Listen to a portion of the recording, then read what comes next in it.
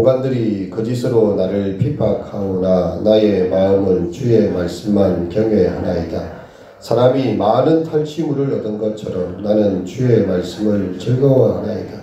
나는 거짓을 미워하며 싫어하고 주의 율법을 사랑하나이다. 주의 의로운 규례들로 말미암아 내가 하루 7번씩 주를 찬양하나이다. 주의 법을 사랑하는 자에게는 큰 평안이 있으니 그들에게 장애물이 없으리이다. 여호와여, 내가 주의 구원을 바라며 주의 계명들을 행하였나이다. 내 영혼이 주의 증거들을 지켜싸우며 내가 이를 지극히 사랑하나이다. 내가 주의 법도들과 증거들을 지켜싸우니 주의 모든 행위가 주 앞에 있음이니이다. 아멘. 새벽에 나오신 성도님들에게 주님의 은총이 함께 하시기를 축원합니다. 이 세상에 사람들이 살아가면서 웃을 일이 많이 없지만 하지만 이제 즐거워하고 기뻐하는 때가 있지요. 어제 이제 나루호가 7,000km를 이렇게 날아가서 잘 위성궤도에 안착했다는 이야기를 듣고 매년 이렇게 나오지 않습니까? 고흥에서 이제 카운트다운을 하고 하다가 중간에 분리되다가 부서지고 폭발하고 깨지고 이러다가 1990년부터 근 30년 동안 자체 기술로 이렇게 해서 어렵게 쏘아 올린 그 나루호. 그 기상도 다 맞아야 됩니다. 그죠? 비가 오거나 뭐 흐려버리면 쏠 수도 없어요. 준비하시고 쏘셔야 되는데 쏠 수도 없습니다. 기술도 맞아야 되고 기상도 맞아야 되고 그것을 조정하는 사람들의 컨디션도 최상이어야 되고요. 모든 하나라도 틀어지면 그 우주 공간 위성 궤도 안에 쏘아 올릴 수가 없는데 7,000km의 그 공간을 어떻게 사람들이 제어할 수가 있겠습니까? 매년 할 때마다 가슴 졸이는 마음으로 했는데 확 쏘아 올려져 가지고 쫙 들어가니까 사람들이 너무 기뻐가지고 책상에 있는 걸 다 치워버리고 막 환호를 지르고요. 이제 다 했다는 거. 우리가 해야 될 30년 만의 수건, 세계에서 한 7번째 자체 기술로 우주에 이제 이런 대형 로켓을 쏘아 올릴 수 있는 기술이 이제 대한민국에도 자체로 다 됐다는 것에 대해서 우주 시대를 여는 놀라운 것에 예를 방송이 막 터져 나오고 사람들의 표정과 기쁨이 나왔던 것을 봅니다. 오늘 본문에서는 성경은 그렇게 이야기하고 있어요. 사람들은 많은 탈취물을 얻는 것에 즐거워할지 모르겠지만 나는 여호와의 말씀을 그렇게 즐거워하고 있다. 그것 때문에 하루에 7번씩 주님을 찬양할 것이고 정말 하나님을 인해서 내가 즐거워하겠다라고 그런 이야기를 합니다. 161절에서 3절의 내용은요. 시인이 대적과 자신을 대조하는 모습이에요. 고관들은 나를 핍박하지만 나는 주의 말씀만 경외하고 사람들은 탈취물을 많이 얻는 걸 좋아하지만 나는 여호와의 말씀을 즐거워하고 난 거짓을 미워하며 주의 율법을 사랑합니다. 사람들이 추구하는 기쁨과 나의 기쁨은 다른 것이다 라고 표현을 하고 있습니다. 그리고 164절에서 5절에 보면 그 말씀을 지키는 자에게 하나님 어떤 은혜를 주시는가. 주의 의로운 규례들로 말미암아 내가 하루에 7번씩이라도 계속 찬양 부르고 밤낮 불러서 찬송을 부르고 그렇게 하겠다는 거죠. 그리고 주님의 법을 사랑하는 자에게는 평안이 있는데 그냥 평안이 아니고 큰 평안이 있습니다. 예수님께서도 말씀하셨죠. 내가 너희에게 평안을 끼치노니 곧 나의 평안을 너희에게 주노라. 내가 주는 것은 세상이 주는 것과 같지 아니하니라. 하나님의 법을 사랑하는 자에게는요, 세상 사람들이 느끼는 것과 차원이 다른 그런 큰 평안을 주시고 그에게 장애물이 없을 것이다. 그래서 주의 말씀을 지키는 자에게 주시는 결과가 나오고 있습니다. 그리고 166절에서 68절을 보면 말씀을 따르는 자신의 삶에 대한 고백을 하고 있습니다. 여호와여, 내가 주의 구원을 바라싸우며 주의 계명들을 행하였나이다. 나의 모든 행위가 주 앞에 있음이니이다. 그렇게 해서 이 시편 119편이 이제 거의 마지막 각 알파벳 22개의 각 8절씩에서 176절의 그 정확한 구도로 되어 있거든요. 이게 굉장히 정교하게 짜여진 그런 시편입니다. 알파벳 순서에 맞게끔 이제 마지막 신신 타우 딱 가는데 이제 그 끝자락에 이르면서 내 모든 행위가 주 앞에 있고 난 하나님을 찬양할 것이다. 이렇게 고백하고 있는 거죠. 그리고 우리에게 묻고 있습니다. 우리에게는 무엇이 정말 행복한가? 무엇이 우리를 즐겁게 하는가? 라고 물어보는 거죠. 시인에게 있어서는 하나님의 말씀이 성취됐다는 것이 가장 큰 기쁨이라는 거예요. 예전에 있던 교회 전도사님이 이제 병원선교회 계신데 한번 불러서 하고 싶은 말이 있었던 거예요. 그래서 한번 찾아가니까 하나님께서 자신에게 하신 말씀이 어떻게 성취됐는지를 자기가 이제 이야기하고 싶다는 거죠. 다른 자기는 뭐가 문제가 아니라 하나님 나에게 이런 말씀을 하셨는데 그게 이렇게 성취되고 있다는 그것을 너무 기뻐하시더라고요. 그때 해주신 말씀이 많은 시간이 지났는데 이렇게 성취가 되고 5가지를 말씀하셨는데 3가지까지 성취가 됐는데 확실한데 그 다음 4번째 말씀이 성취되었는 그러니까 기쁨이 그거였어요. 하나님께서 내게 말씀하신 것이 이루어지고 있다. 그분의 신실하심을 내가 보고 있다는 것이 굉장히 큰 기쁨이었던 것을 보게 됩니다. 사람들은 높은 지위를 얻게 되거나 여기 말했던 것처럼 많은 탈취물을 얻을 때 갑자기 예기치 않은 큰 수확을 얻게 됐을 때 요즘 말하면 이제 로또가 당첨되거나 뭐 이렇게 돈벼락을 맞았을 때 너무너무 기뻐하고 행복해 할 것이다.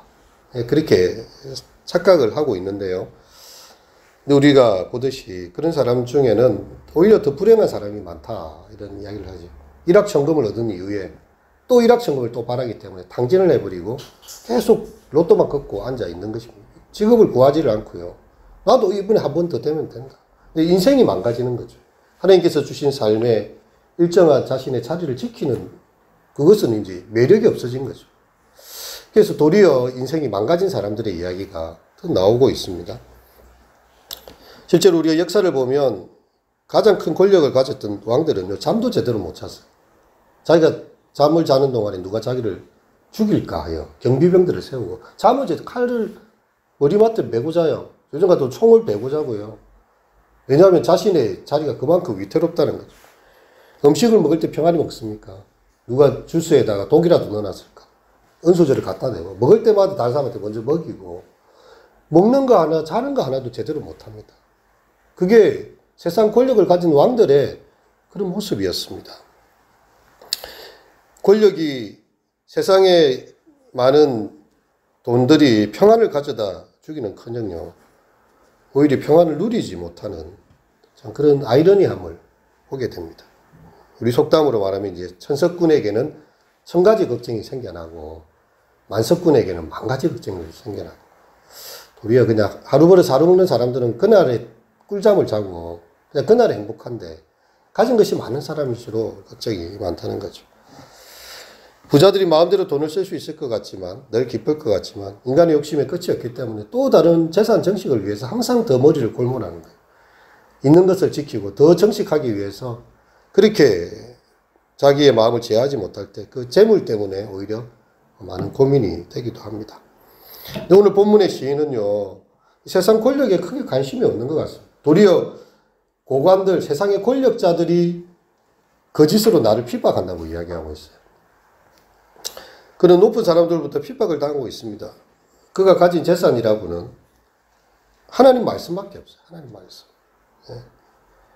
나의 마음은 주의 말씀만 경외하니이다. 하나님의 말씀을 붙잡고 그 말씀을 종일 묵상함으로 그것이 자신의 즐거움이고요. 그것이 자신의 재산이라고 이야기합니다. 그가 사랑하는 것이고 하루에 7번씩이라도 하나님을 즐거워하며 찬양할 수 있는 것이 그의 행복이고요. 그의 삶에 살아가는 이유가 되는 것입니다. 그리고 이것이 바로 자기가 누리는 평안과 형통함의 비결이라고 이야기하고 있죠. 165절 다시 한번 읽겠습니다. 시작. 주의 법을 사랑하는 자에게는 큰 평안이 있으니 그들에게는 장애물이 없으리이다. 하나님을 사랑하니 주님께서 마음에 평안을 주시고 세상에 아무 장애물이 없다. 빌립보서 말씀에도 보면 아무것도 염려하지 말고 오직 모든 일에 기도와 간구로 너희 구할 것을 감사함으로 하나님께 아뢰라. 그리하면 모든 지각에 뛰어나신 하나님의 평강이, 하나님의 큰 평안이 그리스도 예수 안에서 너희의 마음과 생각을 지키시리라. 너희가 이 모든 일에 아무 것에 대해서 염려의 종이 되지 말고 감사함으로 하나님께 아뢰면 하나님께서 평안을 주시고 그리스도 예수 안에 있는 모든 지각에 뛰어난 하나님의 평강으로 우리를 지키시기 때문에 장애물이 없는 것입니다. 우리가 이제 맥주 감사절을 7월 첫째 주 가까이 오게 하는데요. 우리가 이 절기를 준비하면서 우리 상반기죠. 1월부터 한 6월까지 1년의 절반을 이제 하지가 지나면서 이제 또 계절도 절기도 바뀌어 갑니다. 이 반년여 동안에 우리의 삶을 지켜오시고 우리와 함께 동행해 주신 하나님을 생각하면서 모든 일에 감사함으로 하나님께 아랜다면 우리를 지금 지배할 것 같은 모든 염려와 근심조차도 하나님의 평강은 다 묻혀지게 되는 것입니다. 그리고 우리가 하나님의 말씀을 지키고 살아갈 때에 우리는 깨닫게 되죠. 그것은 무엇인가 하면 내가 하나님의 자녀라는 사실. 그것이 우리가 가질 수 있는 최고의 분복이죠. 하나님께서 책임지시는 사람, 하나님께서 자기를 백성 삼으시고 자녀 삼으신 그 자리에 우리가 있다는 그 사실, 그것 때문에 기뻐하는 것입니다. 167제가 8절 말씀 읽겠습니다. 내 영혼이 주의 증거들을 지켜 싸우며 내가 이를 지극히 사랑하나이다. 내가 주의 법도들과 증거들을 지켜 싸우니 나의 모든 행위가 주 앞에 있음이다. 사람들은 이 시인을 잘 모르겠지만 시인은 알았습니다. 하나님 앞에서 나의 모든 행위에 대해서 주님께서 다 보고 계시고 은밀한 중에 행하는 일들 다 갚아주시고 자신의 속마음을 다 들여다보고 계시고 또 이것에 대해서 주님의 구원을 허락하시는 그런 하나님이심을 하나님 앞에 내가 서 있다. 신전의식, 코람데오 그거 하나면 자기 인생에 더 이상의 어떤 바람이 없었던 거죠. 우리가 가지려고 노력해야 되는 가장 큰 재산은요. 바로 이것입니다. 내가 하나님의 자녀라는 사실을 깨닫는 것. 내가 큰 일과 기이한 일을 하려고 애쓰지 않습니다. 그냥 젖된 아이가 어머니 품에 있는 것처럼 내가 하나님 앞에 있음으로 즐거워하는 것. 우리가 하나님의 형상이고 그리스도의 십자가의 보혈로 나를 구원하신 참 그 사랑의 하나님 앞에 내가 자녀가 되었다는 그 사실에 대해서 감사해야 하고 즐거워하는 것이죠. 이렇게 한 교회를 한 3, 4년 정도를 섬기셨던 한 이 부교역자, 부목사로 계셨던 제 아는 지인 목사님이 있는데, 갑자기 이렇게 제가 진주에 있을 때 새벽 기도 전에 문자를 받아서 사본을 보냈는데, 목사님이 응급실에 실려갔는데 뇌출혈이 왔다는 거예요. 젊은 나이인데. 그러고 나서 이제 회복을 하고 한 1년 정도 이제 안식년을 있다가 다시 이제 교회로 복귀하게 되셨는데요. 이제 1년 정도를 그냥 안식년 받아서 매일 그 등산을 하고 길을 걷고 이렇게 하면서 그날 이렇게 말씀을 자기가 깨달은 말씀을 올리시더라고요. 그 중에 굉장히 인상적인 말씀이 있어서 오늘 말씀과 매칭이 돼서 말씀하고자 합니다.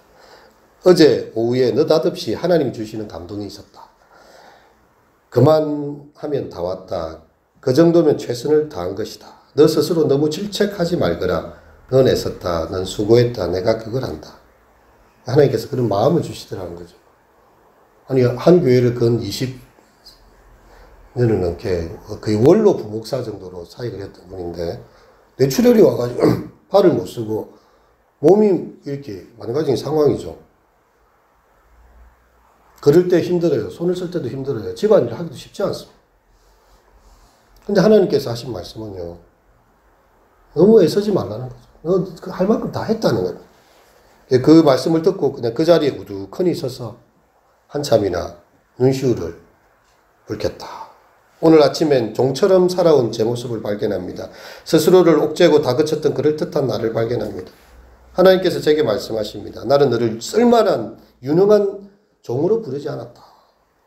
너는 내 자녀고 내 사랑하는 아들이다.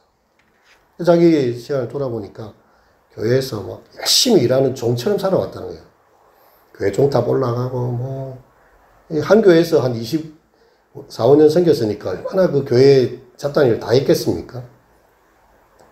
근데 하나님 하시는 말씀은 나는 너를 쓸만한 종으로 부르지 않았다는 거예요. 너는 내 사랑하는 아들이라는 그 말씀이었어요. 걷다가 멈춰서 멍하니 하늘을 바라보니 나도 이렇게 진심으로 고백하게 되었다.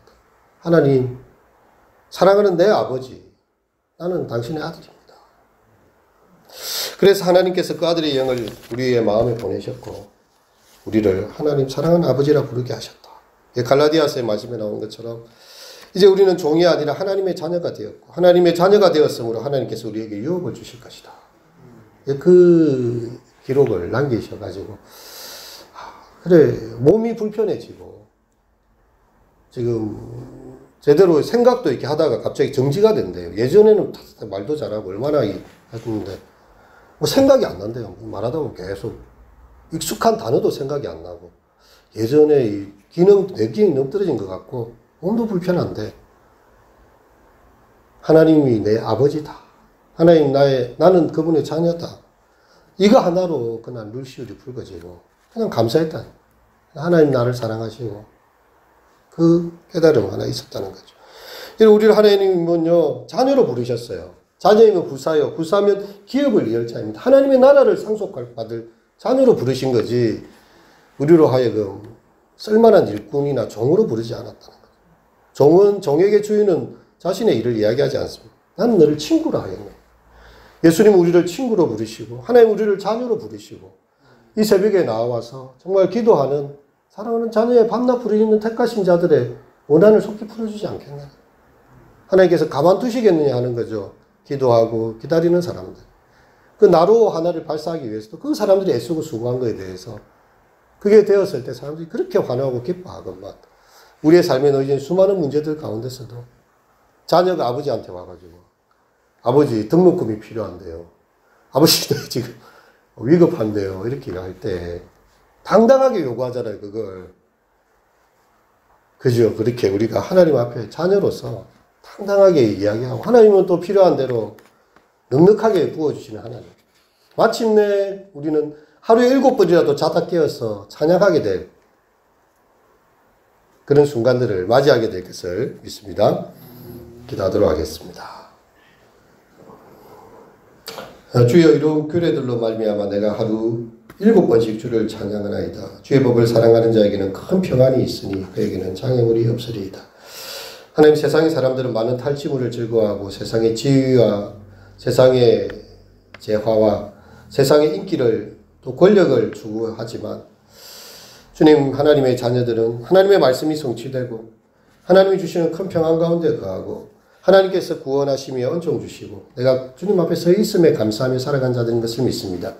세상 사람 날 부러워 아니하여도 나도 또한 세상 사람 부러워하지 않고 좀 하나님의 주신 은혜 생각하며 감사하며 살아가는 그리고 마침내 하나님의 주신 은총으로 인하여서 하루 7번이라도 깨어 찬송하고 주님의 이름을 노래하는 그 주의 말씀을 사랑하는 주의 자녀들로 오늘도 살아가게 하여 주시옵소서. 예수님의 이름으로 기도합니다. 찬송가 435장